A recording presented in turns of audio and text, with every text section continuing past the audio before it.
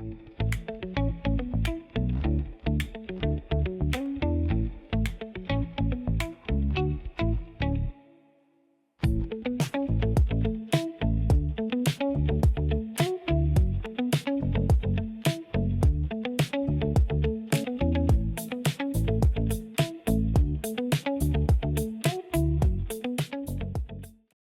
and welcome to Speaking of Conflict, the podcast where we talk about subjects around mediation and intercultural communication. I'm Lisa. I'm Teresa. And today Teresa is introducing us to basically the field of mediation, I guess, and talk a little bit more, give us a little bit more insight. So we are very curious.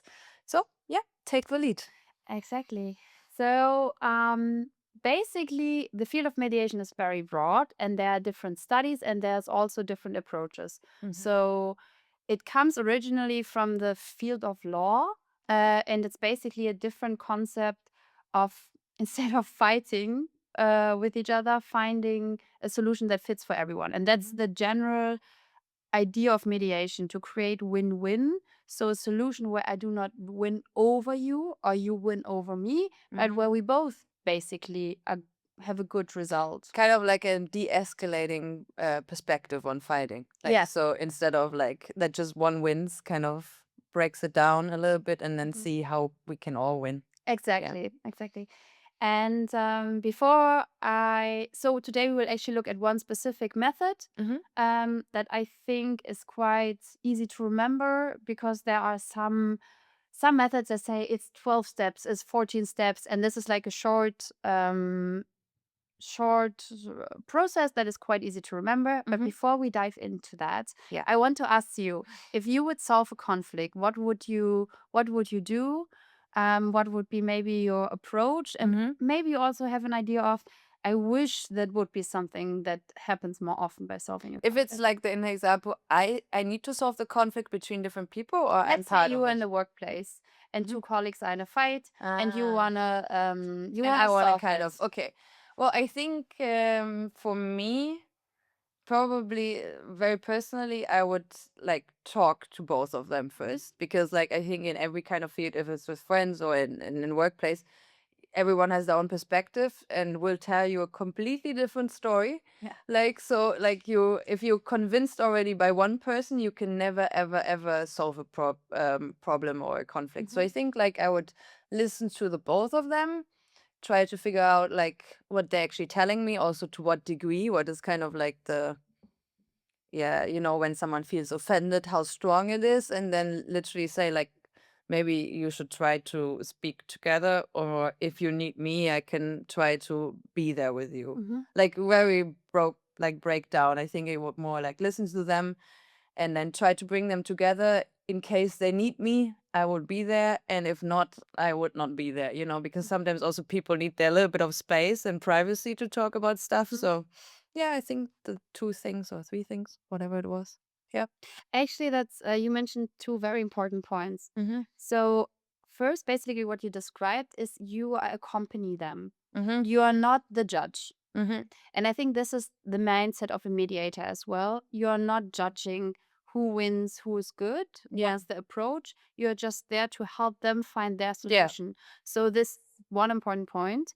Another point you mentioned is that there are always multiple perspectives involved, and everyone has a different opinion. And with this mindset, you always need to go into the process to really be open that every perspective is right, and that even if it sounds so far away, you find a way to bring it together.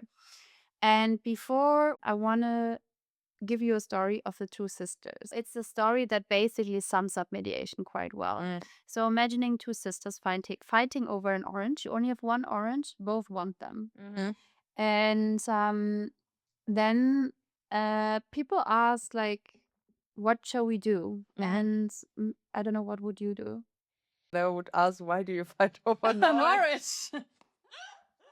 That's what happened in the fight, right? From outside, you think, Oh like, yeah, what's the problem? yeah, that's But true. for them, it's super important. Yeah. Yeah, maybe that's a good thing. Like sometimes, fighting can break out over ridiculous things, and it's actually quite major. It feels right. Exactly. And that's often when you're Yeah. involved, it's so big, it's so heavy, but from outside, you're like, what's the problem? I mean, regarding the orange, I would say just share it.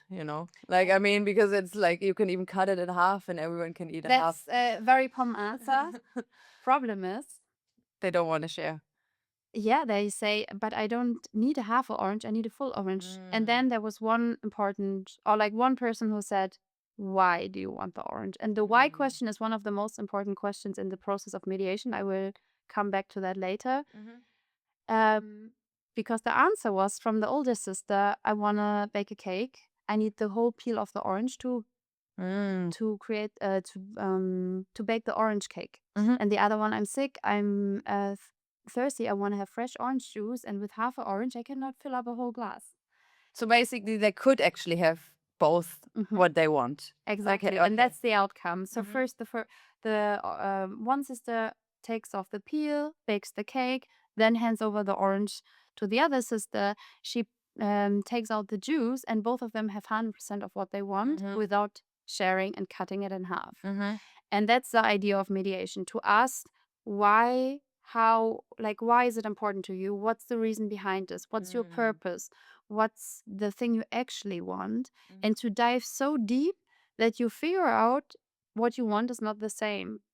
It could be also, imagine someone wants to sit close to the window and has the desk there. One person maybe wants it because it's light and the sun, and the person likes to look outside sometimes while working because it gives peace. The other person says maybe it's just a desk that can go high and low, and I really just want to have the desk that changes. Yeah, gotcha. And then maybe you can change the desk, and one person, that's always the thing, like figuring out what people want and what's the reason why they want something specific, and then figuring out a solution. So that's basically breaking mediation down. Okay. Let's maybe take an example how we would do it. But what is mediation? Conflicts are part of life, in workplace, in business relationships, and in organizations. But going to court is not always the best solution. It is costly, time consuming, and often leaves both sides feeling like they're lost. This is where mediation comes in. According to the German Federal Ministration of Justice and Consumer Protection, mediation is a structured, voluntary process in which a neutral third party, the mediator, supports conflicting parties in finding their own solution.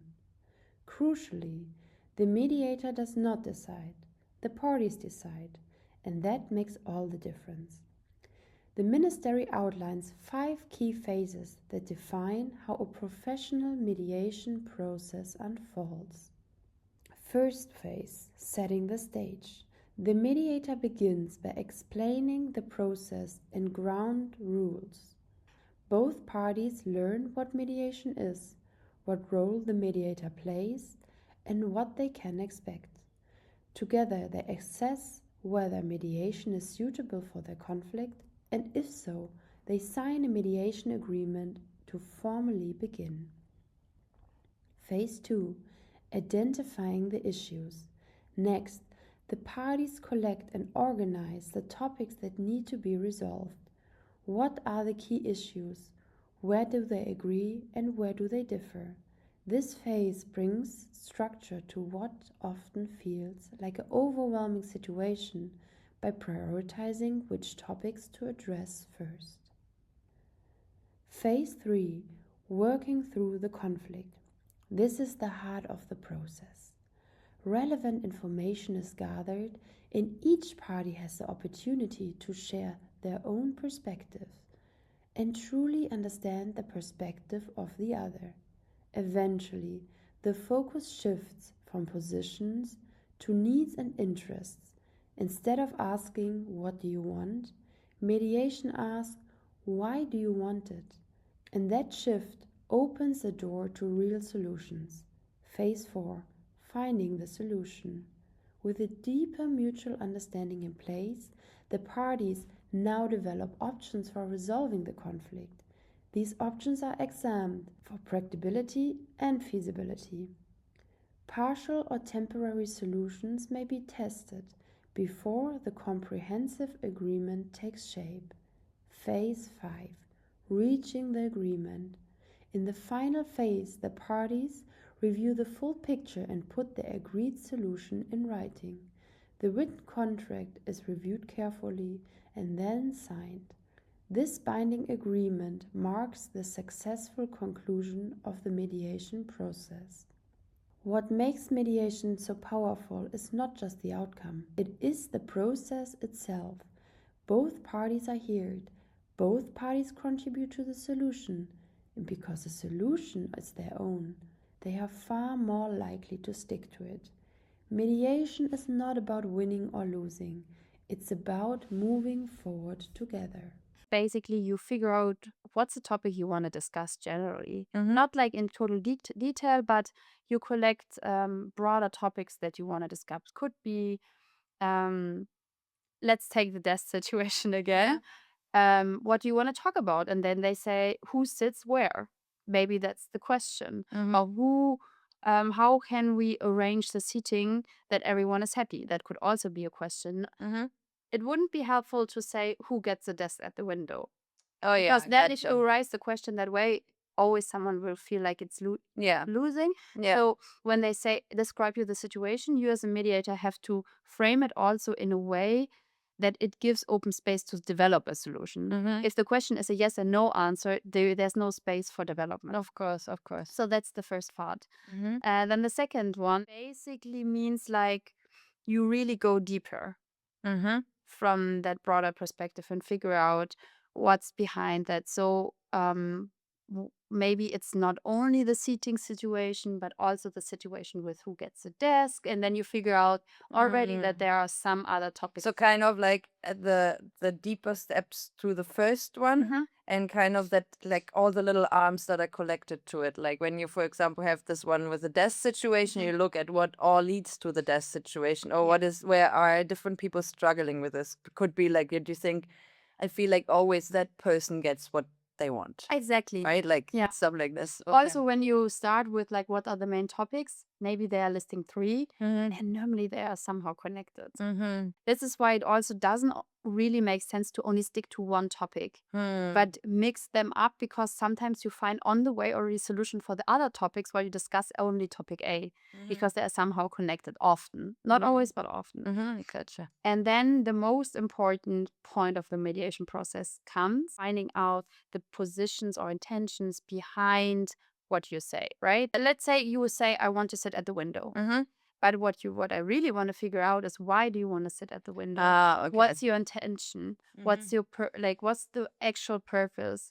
You want the desk, you want the light. Maybe it's a more quiet space there and you are stressed by noise. Maybe you get distracted when someone passes you and you want to have a view that is more quiet or more calming down. So that's actually what I want to figure out by asking questions. And normally this is something that people subconsciously know, but sometimes they're not clear themselves what they actually want and why. So they cannot express it that well even before. They haven't thought it properly through, or they thought it's so clear because in their mind it's so clear that they need a quiet space. Yeah. But they haven't articulated it. So no one knows but them, basically. Exactly. And then in the process, you really try to figure that out with this person together. Or both or 3, how many people involved, whatever. But that's really important. And that's like really asking more questions to really figure out.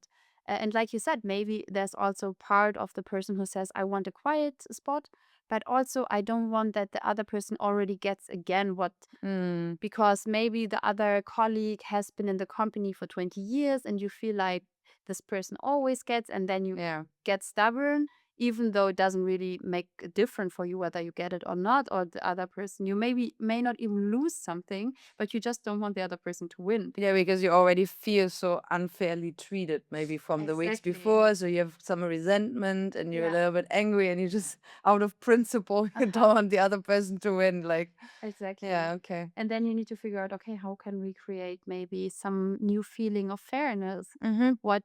maybe also the other person is just really good in raising their voice, Mm-hmm. and the other person is more introvert and not speaking up so much. How can we create a space or can encourage the other Yeah. person to speak up? So often there's so many Yeah. things involved, so that's most important. Mm-hmm. And if you dive really deep in this part of the process, it's easier to actually find the Heureka.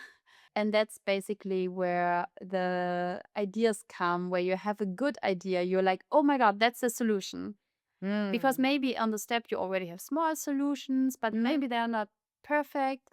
And then you have this moment where you're like, actually, now we have a really good idea that's good for everyone. Okay. And when you have this, then the last step of the process happens. So signing the final contract, basically. And the contract is from the solution that we find, we write it down.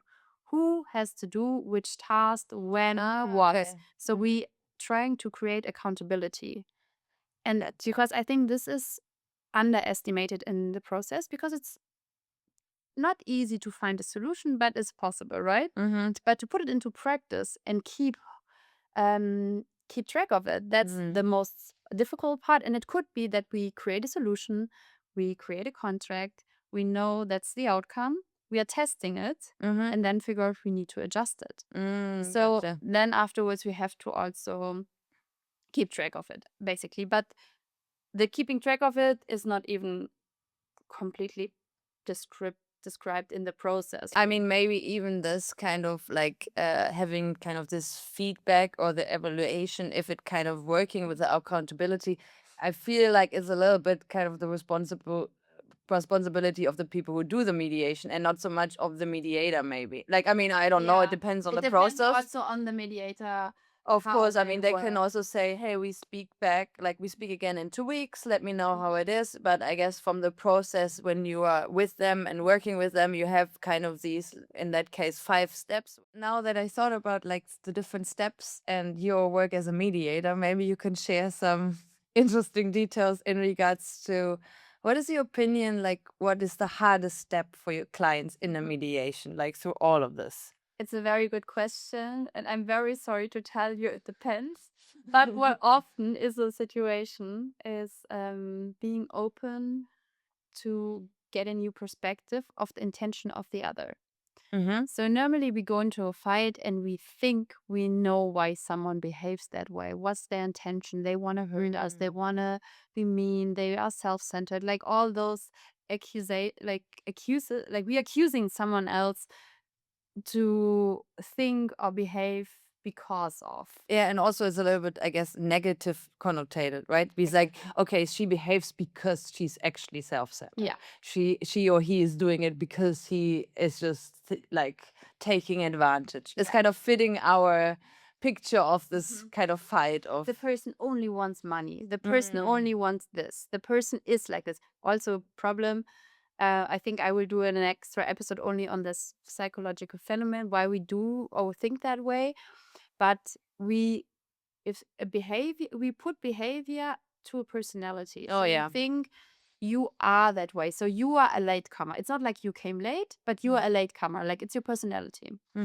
And coming back to your question, the hardest thing is to take this shift of trying to understand what could be a reason, a plausible reason, something we understand why a person behaved that way, and letting go of the perception we have. We think we have the solution, but letting go of this and thinking, okay, what could be actually a good intention of the person? Or why is the person behaving that way? What is maybe the person's also hurt. Maybe he or she has its own story, and letting go and switching really the angle of, for example, putting you in my shoes. Or I try to go to see your perspective. Yeah. That's the hardest thing, and that is super essential because this is the moment where actual solutions can happen, because we shift.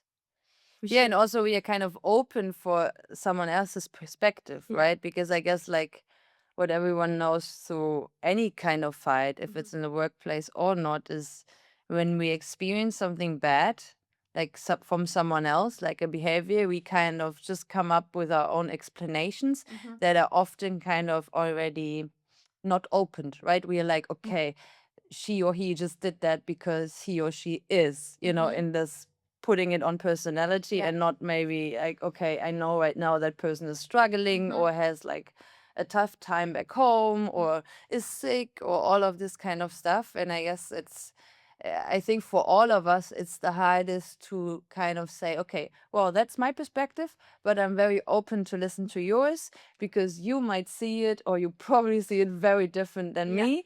And I'm also acknowledging the fact that I don't know everything with that, right? That's super important. Acknowledging that I don't know everything, and also that you basically are like open to hear something you are not aligned with. Yeah. I don't know if you recently maybe had a situation where you can think of, or maybe also the listeners, you can think of the last fight you have had, and you're like, why is the person doing this? It doesn't make sense. Or isn't that super clear that you should behave that way? Workplace, this happens too. Someone does the project, and you're like, why is the person not considering that? Why is not It's something like, I guess it's so obvious for yourself, and then you're a little bit like confused or like you're speechless when you feel like someone is not seeing that.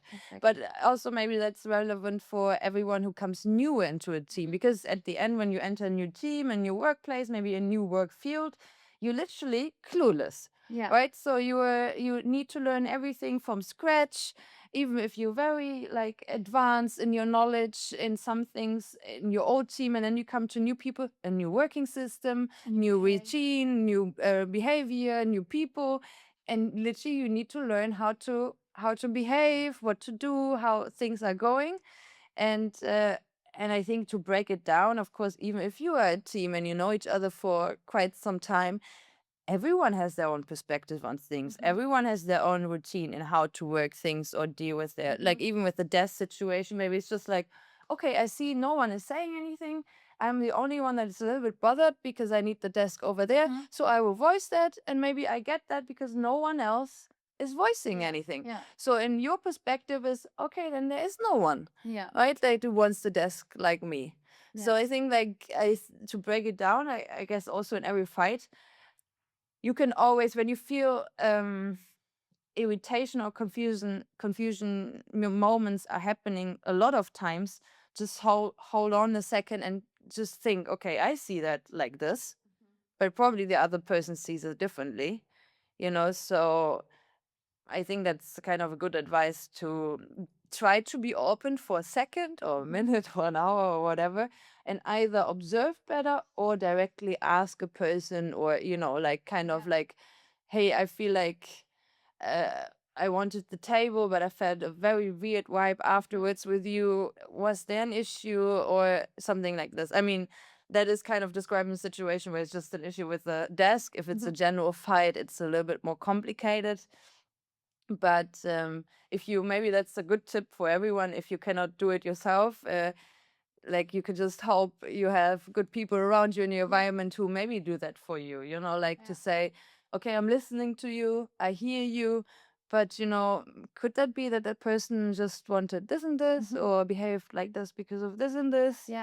if you're the person who's not in the fight, but the friend who got your friend is in a fight and he or she calls you, maybe invite them to say, okay, I get you, I hear you hurt, I hear you angry, but let's think for a moment and really try to let go the perspective you have and think, what could be a reason? Why is the person behaving that way? And then with this mindset of trying to really got the other perspective, talk to the person. Okay, maybe it's this, I'm feeling like that, and then open up conversation. Yeah, and I mean, like, of course, everyone at some point feels very comfortable in just being angry, or, and then they get kind of like supported by your friends as, yeah, you have a right to be angry. But you will drag that feeling, that negative feeling, for quite a long time with you. And at the end, it's not really satisfying if you go to your workplace and you have a bad vibe with someone that you drag for weeks and weeks and weeks just because you wanted to be right. So I think like kind of, you can have that emotion for a little bit to just say, okay, that was actually really bad for me. It felt not nice, but at the end, what do we all want? We want to ideally live in some peace with other people, and kind of like that everyone feels good. So if you either do that on your own, or you're the friend who gets called, you could do a little bit of work with this. So Teresa will not have that much work to do when she get called, Yeah, it could be the first step of help, right? Yeah. Because conflicts can be from super tiny to huge, Oh yeah. right? Yeah. And if someone needs your help, and try to ask them, maybe even, what do you want? Do you want emotional support, or do you want to find solutions? And maybe the person is at the first step of emotional support, and then you're listening. Yeah. And then when you feel like the person is settled, you're like, okay, do we now want to talk about finding solutions? Maybe. And are you ready to let go your perspective?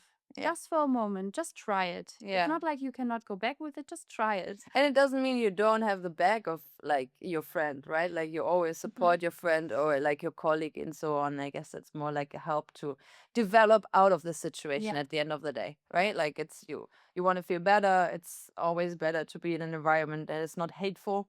So I guess it's a good outcome. All right. Maybe you can also let us know if you have difficulties with doing this, what kind of friend you are, or in situations with, let's say, a colleague. Like, do you intend to just drag the struggle with you and the frustration, or can you actually go and do the step of, okay, I'm like this, but I am open to hear your perspective. Yeah. So, What's your experience? We are really curious to know. yes. So please let us know. And until then, see you like in 2 weeks. See you in 2 weeks. Bye bye.